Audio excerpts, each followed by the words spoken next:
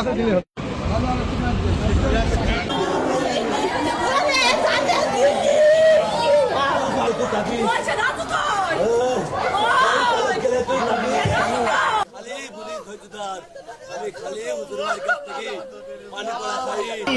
মুখ দেখার মতো বলে যায়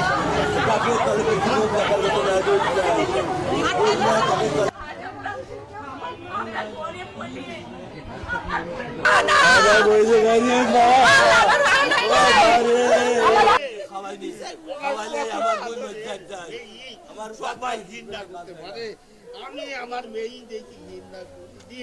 সবার পাঁচটা মেয়ে দেখাও মার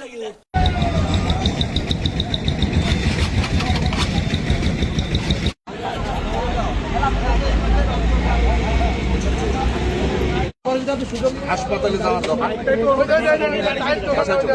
আমার ছেলে গোস্ত খাবে আমি গোস্ত থুই দিয়েছি যা আমার ছেলে খাবে গোস্ত আমার ছেলে গোস্ত খাবে আমার বোন বগুড়ার থেকে আসছিল বগুড়ায় চাকরি করে আমার বোনরা আসছিল আমি বললাম যে মোটরসাইকেল দরকার নাই সবাই নিষেধ করেছি কেউ কারোর কথা শুনিনি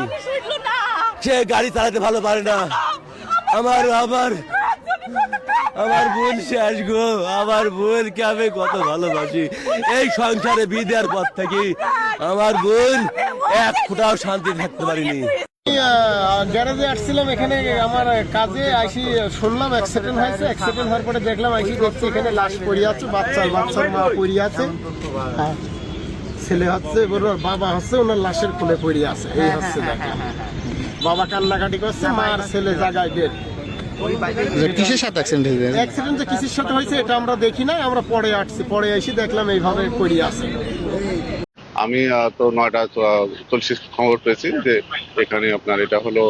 কুষ্টিয়া ভেড়ামারা বাইপাস মোড় এখানে অ্যাক্সিডেন্ট হচ্ছে অ্যাক্সিডেন্টে মারা গেছে 3 জন এই সংবাদ পেয়ে আমরা আসছি সেটা জানতে পারছি দেখছি যে এখানে একজন ব্যক্তি তার নাম আবু বকর সিদ্দিক বাড়ি কুষ্টিয়া গোশালা রোডে তার ওয়াইফ হলো ইতি খাতুন বয়স 30 ছোট বাচ্চা আনাফ তার বয়স হলো 3 বছর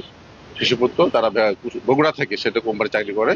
বগুড়া থেকে রওনা হয়ে এখানে পৌঁছালে এটা অজ্ঞাতনামা ট্রাক তাদেরকে চাপা দেয় চাপা দিলে তার স্ত্রী এবং সন্তান ছোট বাচ্চা শিশু বাচ্চা 3 বছর বয়স আনাফ ঘটনাস্থলে নিহত হয়েছে এবং তার স্বামী যে আবু বকর সিদ্দিক তাকে কুষ্টিয়া সদর হাসপাতালে প্রেরণ করা হয়েছে এটা আমাদের যে হাইওয়ে পুলিশ আছে এটা আইনগত ব্যবস্থা নেবে আইন শৃঙ্খলা পরিস্থিতি এটা বিষয়ে আমরা বিভিন্ন প্রকার উদ্যোগ নিয়েছি আমাদের কর্তৃপক্ষ আমাদের সারা বিভিন্ন উদ্যোগ নিয়েছে এবং আমরা বলবো এই কথাই ঈদের সময় রোডঘাটে প্রচুর গাড়ি ঘোড়ার চাপ কেউ মোটরসাইকেলে স্ত্রী সন্তানে নিজ বাড়িতে ফেরার চিন্তা ভাবনা না করি এবং সবাই সাবধানে চলাচল করি বিশেষ করে মোটরসাইকেল যাত্রা সবাই করি বিরত থাকি বা মোটরসাইকেল আমরা মোটরসাইকেল পেতে রেখে আমরা বিভিন্ন পরিবহনে যাতায়াত করি এবং মোটরসাইকেল বিভিন্ন ব্যাগ বাচ্চা কাচ্চা সন্তান সহ বাড়িতে না ফেরার জন্য অনুরোধ রইল।